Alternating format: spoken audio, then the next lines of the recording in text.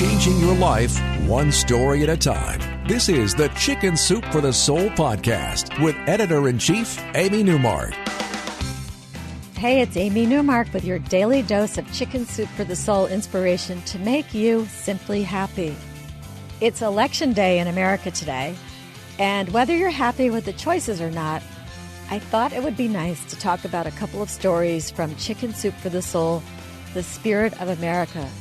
These are stories that remind us of the privileges of citizenship, and they are privileges, even if we sometimes view them more as obligations. The first story is called Election Day. Jackie Minetti tells us about her maternal grandfather, Vincenzo Gramenzi, who was born in Italy. His parents were tenant farmers, and life was hard for them. There was little opportunity for improvement, as only landowners had the luxury of pursuing an education, advancing their social standing, or having a voice in their government. One day, Vincenzo's older sister, Graziella, the only girl in a family of 9 children, went out to buy wine and never came back. The family eventually learned that she and her boyfriend, a young man the brothers didn't approve of, had run off to America to be married.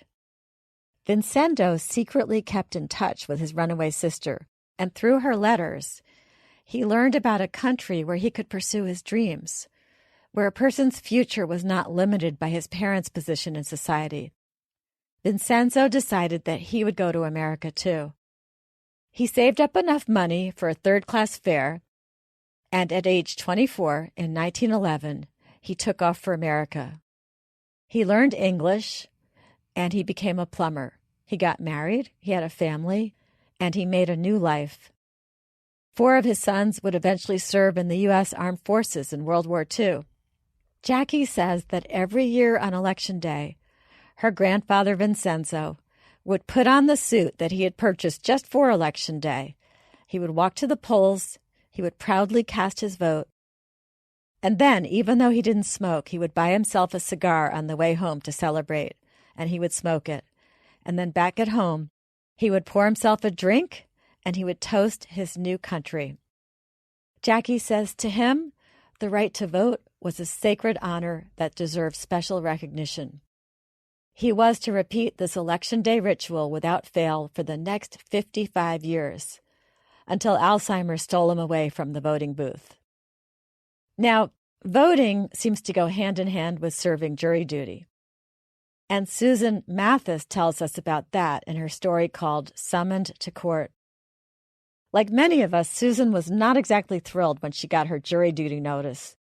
She had already been called 4 other times in the past 15 years, but she had never actually served on a jury. And maybe that's why many of us don't like it. We sit there all day, and then we don't know whether to be relieved or disappointed when we don't actually make it onto a jury. So Susan reluctantly went to jury duty this time, and she filled out a long questionnaire. She watched a video, and then she waited and waited some more.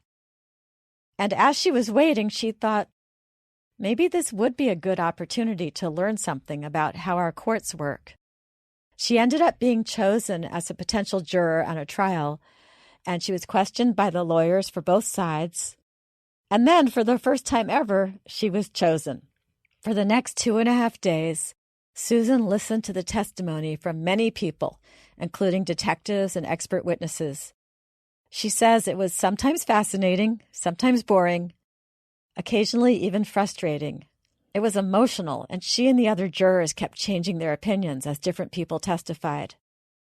After they delivered their verdict, the jurors went through a debriefing with the judge and with the lawyers for the prosecution and the defense, because they wanted to know what had influenced the jurors. Susan found the whole thing fascinating, and she says she came away with a respect for both sides and for the system of justice she'd been a part of that day. Thanks for listening on this Election Day. Please come back tomorrow for Wow Wednesday. We're going to take a break from politics and give you a few minutes to listen to something other than election results. I'm going to share a couple of miracle stories with you that will leave you wondering, how did that happen? And if you want to read more about Chicken Soup for the Soul, the Spirit of America, please go to our website, chickensoup.com.